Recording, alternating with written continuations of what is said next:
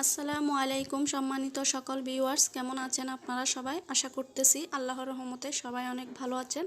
প্রতিদিনের মতন আজ আমি একটি আচারের রেসিপি নিয়ে হাজির হলাম। আশা করি আপনাদের কাছে আমার আজকের রেসিপিটি ভালো লাগবে। তো আজ আমি করব বড়ইয়ের আচার। তো এগুলো আমাদের গাছেরই বড়ই, তো আমার বাবা এনেছিল। তো আমি বড়ইগুলোকে এখানে কাঁচা পাকনা মিষ্টি ছিল, তো আমি এগুলোকে একদম রোদের মধ্যে দিয়ে শুকিয়ে এভাবে করে নিয়েছি। তো ভাবছি এগুলোকে আচার বানিয়ে নিই আর আপনাদের সাথেও শেয়ার করি। তো এই তো আমি প্রথমে একটি কড়াইতে বড়ইগুলোকে নিয়ে নিয়েছি ধুয়ে, তারপরে একটু সিদ্ধ করে নিব পানি দিয়ে। তো পানি দিয়ে দিয়েছি 2 কাপের মতন। তো এবার আমি সিদ্ধ করে নিব 5-6 মিনিটের মতন।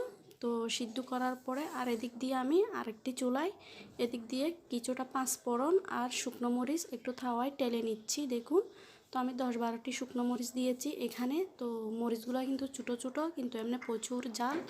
তো আর এখানে পাঁচফোড়ন নিয়েছি, তো এগুলোকে একটু ভেজে নিচ্ছি, তারপর আমি গুঁড়ো করে নিব। আর এদিক দিয়ে আচারটি আমি কিভাবে বানাচ্ছি শুরু থেকে শেষ পর্যন্ত দেখুন, খুবই সহজ। তো এগুলো আমাদের গাছেরই বড়ই, তো নিজের গাছের জিনিস হলে তো আরও ভালো। তো এই তো এদিক দিয়ে আমার বড়ইগুলি সিদ্ধ হয়ে আসছে। এখন আমি নামিয়ে একটি জাকিতে নিয়ে নিব, খুব ভালো করে পানি ছাড়িয়ে নিব। তো এই তো দেখুন, আমি একটি চালনিতে নিয়ে নিয়েছি, তো পানি ছাড়িয়ে নিব খুব ভালো করে। আর এদিক দিয়ে একটি পাতিল বসিয়ে দিয়েছি, 1 কাপ সরিষার তেল দিয়ে দিয়েছি, একটি তেজপাতা দিয়েছি এখানের মধ্যে। তো একটু ভেজে নিচ্ছি তেজপাতাগুলি। আর এখানে আমি এখন দিয়ে দিব রসুন কুচি। তো আপনারা চাইলে রসুন বেটেও দিতে পারেন, আবার একদম আস্তও দিতে পারেন। তো আমি কুচি করে দিয়েছি রসুনগুলিকে।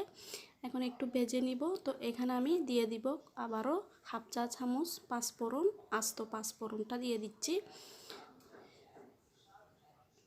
তো এটা এখন আমি দিয়ে দিব পাঁচফোড়নগুলি দিয়ে আমি আবারও খুব ভালো করে নাড়াচাড়া করে দিব।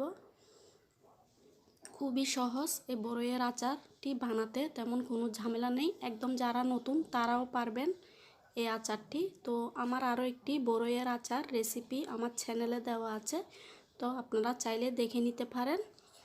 তো এই তো আমি এগুলো কিছুক্ষণ ভেজে নিয়েছি। ভেজে নেওয়ার পরে এখন আমি এখানে দিয়ে দিব বড়ই। তো বড়ইগুলোকে অবশ্যই সিদ্ধ করার পরে চালনিতে নিয়ে খুব ভালো করে পানি ছাড়িয়ে নিতে হবে, কোনো অবস্থাতে যেন পানি না থাকে। তো এই তো আমি বড়ই দিয়ে দিয়েছি। তো এখানে দিয়ে দিব সামান্য লবণ। তো এবার আমি খুব ভালো করে নাড়াচাড়া করে মিশিয়ে নিচ্ছি। তো খুব ভালো করে মিশিয়ে নিচ্ছি বড়ইগুলিকে। তো এইখানে বড়ইগুলা কাঁচা আর পাকা একসাথেই ছিল, এভাবে এনেছিল বাড়ির থেকে অনেকগুলাই। তো আর অনেকগুলো নষ্ট হয়ে গিয়েছে, যেহেতু এভাবে কেউ খেতে চায় না। তো আচার বানিয়ে রাখলে সবাই খেতে পছন্দ করে, খুব দ্রুত শেষ হয়ে যায়। তো এজন্য আমি আচার করে নিচ্ছি এগুলাকে। তো এই তো আমি খুব ভালো করে নাড়াচাড়া করে দিচ্ছি আর চামচ দিয়ে একটু তেতলে করে নিব এই বড়িগুলিকে। তো যেহেতু তো আপনারা চাইলে আস্ত রাখতে পারেন, তো আমি একটু থেতলিয়ে নিচ্ছি, আমি এভাবে করব। এখানে আমি দিয়ে দিয়েছি 1 কাপ চিনি, কারণ আমি চিনির পরিমাণটা বেশি দিয়েছি। বড়িগুলো কিন্তু প্রচুর টক, তার জন্য আমি চিনিটা একটু বাড়িয়ে দিয়েছি। তো আপনারা চাইলে মিঠা দিয়েও করতে পারেন, আবার চিনি কম করেও দিতে পারেন। তো আমার বড়িগুলো যেহেতু একদম টক বেশি, তাই আমি একটু টক রাখবো আর একটু ঝাল একটু মিষ্টি ঠিক তিনটাই থাকবে, এভাবে করে করতেছি। তো এটা আমি খুব ভালো করে নাড়াচাড়া করে দিচ্ছি। তো চিনি দেওয়ার পরে একটু পানি বের হয়েছে, আমি পানিটাকেও শুকিয়ে নিব।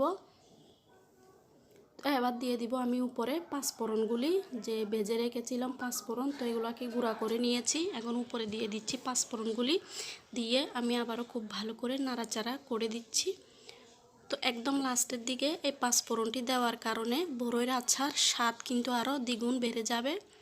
তো আমি চামচ দিয়েও তেতলে তেতলে করে নিয়েছি বড়ইগুলি। তো আপনারা যদি আস্ত রাখেন তো সেই হিসাবে কিন্তু সিদ্ধ না করলেও চলে। তো আমি চামচ দিয়ে এভাবে করে একটু চেপে চেপে দিচ্ছি,